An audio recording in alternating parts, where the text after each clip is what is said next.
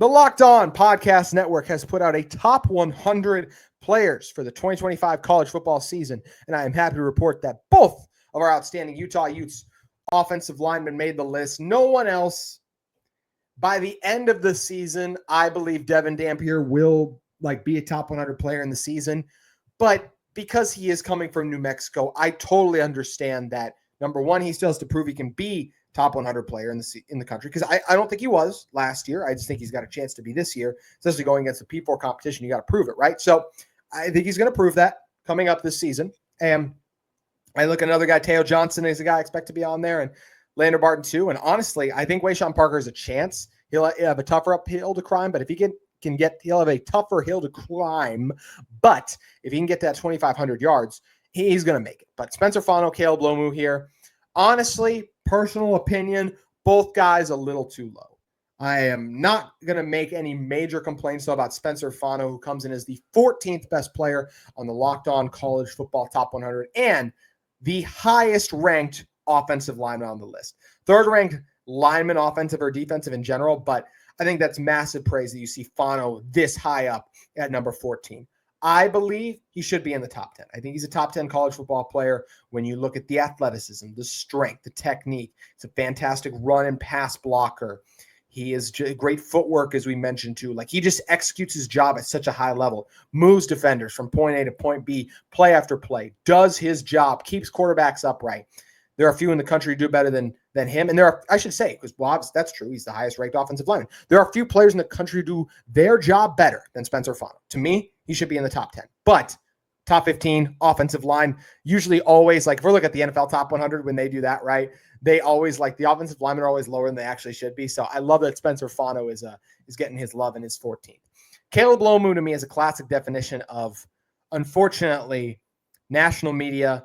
And even though our Locked On experts, I do believe, are very dialed in, that I just don't think they know who Caleb Lomu is as much. And there's a lot of players to know in college football, so I don't think that's anything crazy. But to me, Caleb Lomu is a top 50 player coming into this season. When you look at how good he was at left tackle, he was surefire. He shut down pass rusher after pass rusher. And when that same thing, right? Opened up rushing lanes, kept defenders off Isaac Wilson's blind spot last year, blind side last year.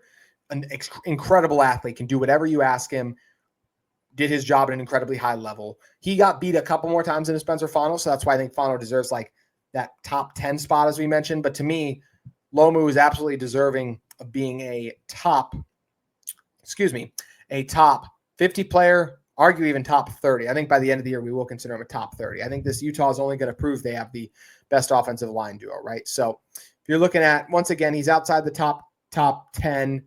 But for players that were ahead of him, right, you have Peter Woods from Clemson, TJ Parker from Clemson, Lenore Sellers from South Carolina, Spencer Fano from Utah, and he's right ahead of Jermod McCoy, a defensive back from Tennessee. But he is ahead of the likes of Drew Aller. So I appreciate that. Also ahead of Jordan Tyson as well, too. In fact, our guy is the highest ranked Big 12 player. So you love to see that. I'm not mad at him not being in the top 5. Really hard to argue with anyone there, but once you get to some of the guys like the Klubniks, Anthony Hill, Nussmeier, Simmons, Folk, I feel like I can make an argument that he's right there with all of those guys. Not mad at him being 14, as I said, but I can definitely make an argument for him being better than a lot of those guys. I think he plays his position at a higher level than Cade Klubnik does. Is Cade Klubnik one of the best quarterbacks in college football this coming season? Yes. But Spencer Fano is the best offensive lineman in college football. And that's where I believe he deserves to be higher. Ditto for Nussmeier and a couple of these other guys too. So I think he should be higher than he is, but I'm, once again, totally understand. It is what it is when you play offensive line. After that, let's go to our guy, Caleb Lomu, and the guys he's among. Some really good players on here, right? You have Avery Johnson, who's in there at 73, Francis Mendoza. So Luke Altmaier, the Illinois QB. There's a lot of quarterbacks on this list, right? Shocker. But that's where I just believe Lomu deserved to be higher, because he is better than those guys, but he does not play quarterback. He does not play, for a lack of a better word, a sexy position. So he doesn't get to be higher on the list, which is most unfortunate in my opinion. But either way, 2 Utah football players on the top 100 is still cool honor. Spencer Fano comes in at 14, Caleb Lomu at 80.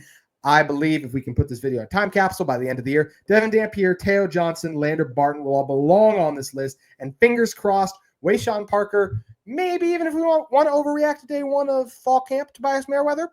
I hope so. We'll have to wait and see to find out. That's going to do it for today's episode of Locked On Utes. If you're in the market for a second listen, fall camps are underway. So you have your pick of the litter for Locked On College Football shows, but you could also just go with Locked On College Football. Spencer McLaughlin, a really cool interview with Josh Pate. I'd recommend you guys go check that out too. He always does a good job covering the latest and biggest stories in the college football landscape. Thank you again for making Locked On Utes your first listen and view of the day. We'll be back with you tomorrow, getting you ready for the 2025 Utah football season. Fall camp is here, and the season is right around the corner.